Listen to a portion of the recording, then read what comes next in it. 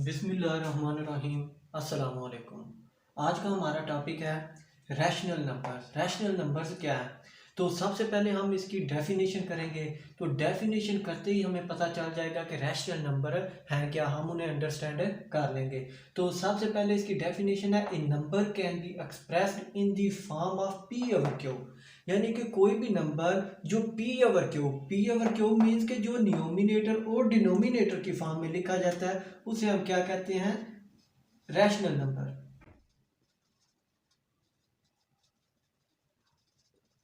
तो कोई भी नंबर जो पी ओवर क्यू मीन्स के न्यूमिनेटर और डिनोमिनेटर की फॉर्म में लिखते हैं उन्हें हम रैशनल नंबर्स कहते हैं। तो इसकी दो कंडीशंस होती हैं। एक कंडीशन तो ये है where P and Q are integers. ये जो पी और क्यू में दोनों इंटीजर्स होने चाहिए। इंटीजर्स मीन्स के 0 1 2 अप टू सो वन, जैसे कि होल नंबर है -1 2 3 अप टू सो वन, यानी +-1 +-2 अप टू सो ऑन। तो ये कहलाते हैं इंटीजर्स। तो पी और क्यू क्या होने चाहिए? इंटीजर्स होने चाहिए। और दूसरी शर्त क्या है? दूसरी ये है कि क्यू इज नॉट जीरो। ये जो डिनोमिनेटर है ये जीरो नहीं होना चाहिए। जीरो क्यों नहीं होना चाहिए? अगर क्यू यानी कि डिनोमिनेटर कोई भी नंबर जो हमारे पास क्यू है, इंटीजर है, वो अगर जीरो होगा तो जीरो होने की वजह से हमारे पास जो आंसर आएगा इसे सॉल्व करने के बाद वो इन्फिनिटी में आएगा। तो आगे हम इसकी एग्जांपल्स करते हैं कि किस तरह हम इनको रैशनल नंबर्स को लिखते हैं। 3/2 की फॉर्म में। 3/2 मीन्स के पी ओवर क्यू की फॉर्म में। -9/8। माइनस क्यों आया? क्योंकि इंटीजर्स प्लस में भी होते हैं और माइनस में भी होते हैं, क्योंकि ऊपर उन्होंने बताया होगा ये number can be expressed in number P over Q and Q are. P और क्यू क्या है? इंटीजर्स है। तो इंटीजर्स क्या है? प्लस माइनस दोनों में होते हैं। और आगे है 2 ऑन द साइड 5/3। तो ये है एग्जांपल रैशनल नंबर की। तो आगे हम देखते हैं कि रैशनल नंबर्स को हम ऐड, सब्ट्रैक्ट, मल्टीप्लाई और डिवाइड किस तरह कर सकते हैं। तो सबसे पहले हम देखते हैं कि ऐड किस तरह करते हैं। अगर मेरे पास कोई भी दो नंबर है 5/2 प्लस 6/8, तो इनको मैं ऐड करना चाहता हूं। तो इन दो नंबर्स को ऐड करने के दो मेथड हैं। अगर आपके पास रैशनल नंबर दो हैं तो उनके मेथड भी दो होंगे। अगर 3 रैशनल नंबर हो जाते हैं तो फिर दूसरा मेथड अप्लाई नहीं होगा। तो सबसे पहले हम फर्स्ट मेथड से करते हैं जो सिर्फ दो नंबर्स को सॉल्व करने के लिए यूज होता है। वो ये है कि 5/2 और 6/8 है, इनको मैं ऐड करना चाहता हूँ। तो सबसे पहले मैं क्या करूँगा, जो फर्स्ट टर्म का डिनोमिनेटर है 2, उसको सेकंड टर्म के साथ है मल्टीप्लाई कर दूंगा, यानी कि न्यूमिनेटर और डिनोमिनेटर दोनों के साथ है। इसी तरह जो सेकंड टर्म का डिनोमिनेटर है उसको फर्स्ट टर्म के न्यूमिनेटर और डिनोमिनेटर से मल्टीप्लाई कर दूंगा। वो क्या है? 8 मल्टीप्लाई 8। अब मैं इनको सॉल्व कर लूंगा। 5 8 क्या होता है? 40/8 2 16 प्लस 6 2 12 और 8 2 16। तो ये मेथड असल में हम इसलिए करते हैं क्योंकि हमारे पास जो डिनोमिनेटर होता है वो सेम आ जाता है। जब भी डिनोमिनेटर सेम आ जाता है तो हम चुप करके क्या करते हैं, डिनोमिनेटर 16 लिख देते हैं और ऊपर वाली दोनों टर्म्स को ऐड कर लेते हैं, 40 प्लस 12 को। तो 40 और 12 को ऐड करने के बाद मेरे पास 52 आएगा और डिनोमिनेटर 16 है। तो ये था फर्स्ट मेथड। और यही अगर क्वेश्चन मैं सेकंड मेथड से करता हूँ, यानी कि मेरे पास 5/2 ही है, इसमें ऐड करता हूँ 6/8 को। तो जो सेकंड मेरे पास मेथड है उसमें मैं क्या करूँगा, ये जो मेरे पास डिनोमिनेटर है इनकी मैं फैक्टराइजेशन करूँगा 2 की और 8 की। तो मुझे सबसे पहले छोटे से छोटा ऐसा टेबल देखना है जिसमें 2 और 8 आते हो। तो मुझे पता है कि 2 के टेबल में दोनों आते हैं, 2 1 और 2 4। अब ये खत्म हो गया टर्म 2 वाली क्योंकि नीचे 1 आ गया, अब 4 बच गया। तो ये फिर छोटे से छोटा टेबल जिसमें 4 आता हो, या आप देखें कि 4 वाले टेबल में भी 4 आ जाता है, तो आप 4 से आ जाए। 4 1 4। अब दोनों खत्म हो गया, नीचे 1 1 आ गया। अब जो ये हमारे पास दोनों आए हैं 2 और 4, इन दोनों को मैं आपस में मल्टीप्लाई करूंगा। 2 × 4 तो मेरे पास 8 आ जाएगा। ये जो 8 आया है ये मैं इधर लिखूंगा। तो अब मैं क्या करूंगा, इसके बाद ये जो फर्स्ट टर्म का डिनोमिनेटर है 2, इसका टेबल, ये टेबल पढ़ूंगा कि 8 आए, यानी कि 2 का टेबल पढ़ूंगा कि 8 आए, कि 2 कितनी दफा 8 होता है। 2 1 2, 2 2 4, 2 3 6 और 2 4 8।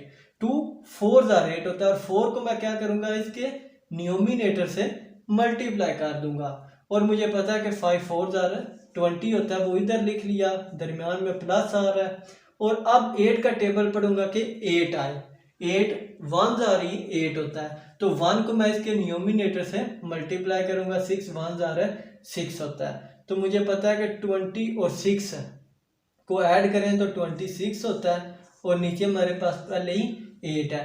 तो देखिए इसका आंसर 42। अगर आप इसको सिंप्लीफाई करें तो यही आंसर आपके पास है, दोबारा आ जाएगा। 2 का टेबल 2 8 ज़ार और 2 2 ज़ार और 2 6 ज़ार 12, तो 26 ओवर 8। देखें दोनों सेम आया लेकिन मेथड दोनों डिफरेंट है। लेकिन ये जो मेथड है फैक्टराइजेशन का, ये जब 3 नंबर्स को ऐड करना है तो तब भी यूज होगा। तो ये सिर्फ 2 नंबर्स को ऐड करने के लिए यूज होता है। तो अगर मेरे पास 3 नंबर आ जाते हैं 3 over 6 plus 5 over 2 plus 4 over 3, तो अब मैं इनको किस तरह ऐड करूंगा। पहले तो 2 नंबर थे उनको ऐड करना था, अब ये 3 नंबर आ गया, तो ये सेकंड मेथड से ही सॉल्व होगा। सबसे पहले जो डिनोमिनेटर्स हैं वो इधर लिखूंगा 8, वो क्या है 6 2 और 3। अब देखें कोई ऐसा टेबल पढ़ना है, छोटे से छोटा टेबल जिसमें कोई 1 या 2 या तीनों ही आते हो। तो मुझे पता है 2 का टेबल पढ़ूंगा 6 भी आ जाएगा 2 भी आ जाएगा लेकिन 3 नहीं आएगा, तो 3 वैसे ही लिखा रहेगा। 2 3 ज़ार 6, 2 1 ज़ार 2 और 3 वैसे का वैसे। अब मुझे पता है ये तो खत्म हो गया। अब 3 के टेबल में दोनों 3 आते हैं, 3 1 ज़ार 3, 3 1 ज़ार 3, तो मेरे पास ये क्या आ गया 2 और 3, इनको मैंने क्या करना है मल्टीप्लाई करना है, तो मेरे पास क्या आ जाएगा 6 आ जाएगा। तो मैंने इसके बाद ये स्टेप याद रखना है कि इधर मैंने 6 लिखना है। अब फर्स्ट टर्म को सॉल्व करना है, फिर सेकंड को और थर्ड को। फर्स्ट टर्म को क्या करूंगा कि ये जो डिनोमिनेटर है उसका टेबल पढ़ूंगा कि मेरे पास है 6 आए, 6 1 ज़ार 6 होता है और 1 को मैं इसके साथ मल्टीप्लाई कर दूंगा इसके न्यूमिनेटर के साथ, 3 1 ज़ार 3 प्लस अब 2 का टेबल पढ़ूंगा 6 आए, 2 3 ज़ार 6 होता है और 3 को इसके न्यूमिनेटर के साथ मल्टीप्लाई कर दूंगा, 15 5 3 ज़ार प्लस 3 का टेबल पढ़ूंगा कि 6 आए, 3 2 ज़ार 6 होता है, 2 को इसके न्यूमिनेटर के साथ 8। अब इन सब को ऐड कर लेते हैं, 15 और 8 23, 23 और 3 26 ओवर 6 आ रहा है। तो अब मैं अगर सॉल्व करना चाहूँ मजीद तो 2 3 ज़ार 2 1 ज़ार 2 3 ज़ार 13 ओवर 3 मेरे पास आंसर आ गया। 3 नंबर्स को ऐड करने के लिए ये मेथड यूज होगा। इसी तरह सब्ट्रैक्ट का मेथड भी बिल्कुल सेम है लेकिन दरमियान में क्या आएगा माइनस आता है। नंबर है रैशनल नंबर है मेरे पास 6 over 2 minus 5 over 7 minus 3 over 14। अब ये 3 रैशनल नंबर हैं, इनको मैं किस तरह सब्ट्रैक्ट कर सकता हूँ। तो मैं क्या करूँगा, सबसे पहले वही मेथड के अगर 3 रैशनल नंबर है तो उनकी फैक्टराइजेशन की जाएगी, 2 7 और 14। तो हमें पता है कि 2 के टेबल में 2 और 14 तो आ जाएगा, 7 वैसे ही रहेगा। अब 7 बच गया तो 7 वाले टेबल में ये 7 7 1 ज़ार और 7 1 ज़ार। अब क्या बचा 2 और 7 को मल्टीप्लाई करेंगे तो वो ही 14 मेरे पास आ जाएगा। अब मैंने क्या करना है, वो पुराना मेथड जो एडिशन में हमने किया था, 2 7 ज़ार 14 होता है, 7 को इसके साथ मल्टीप्लाई कर देना, 6 7 ज़ार 42 माइनस। अब क्या करना है 7 का टेबल पढ़ना है कि 14 आए, 7 2 ज़ार 14 होता है और 2 को इसके साथ 10 हो जाना, माइनस 14 का टेबल पढ़ना है कि 14 आए, 14 1 ज़ार और 3 1 ज़ार 1, इस तरह 14 1 ज़ार और 3 1 ज़ार 1 आ जाएगा। अब क्या करना है, जो सेम साइंस है माइनस और माइनस है इनको पहले सॉल्व कर लेना है, जिसके साथ कोई साइन नहीं होता वो क्या होता है ऐड वाला साइन होता है। तो इन दोनों को पहले सॉल्व करेंगे, 42 फिर वैसे ही लिखा रहेगा और नीचे 14 भी, तो माइनस माइनस होता तो प्लस है लेकिन हमने क्या करना है साइन माइनस वाला लगाना है और इन दोनों को ऐड करना है। माइनस साइन लगा दिया, माइनस माइनस है प्लस है, 3 और 10 क्या होता है 13। तो अब क्या है, आप प्लस और माइनस दोनों आ रहे हैं, प्लस माइनस क्या होता है माइनस, लेकिन साइन बड़ी वैल्यू का, तो 42 बड़ी है, उसका साइन लगा देंगे प्लस, और 14 में से 13 निकालेंगे, 12 में से 2 बाकी 9, और 3 में से 1 बाकी 2 ओवर 40। तो ये मेरे पास आंसर आ गया सब्ट्रैक्ट करने के बाद। इसी तरह आगे हम मल्टीप्लिकेशन की तरफ चलते हैं। ये ऐड हो गई, सब्ट्रैक्ट हो गई। अब मल्टीप्लाई किस तरह करते हैं?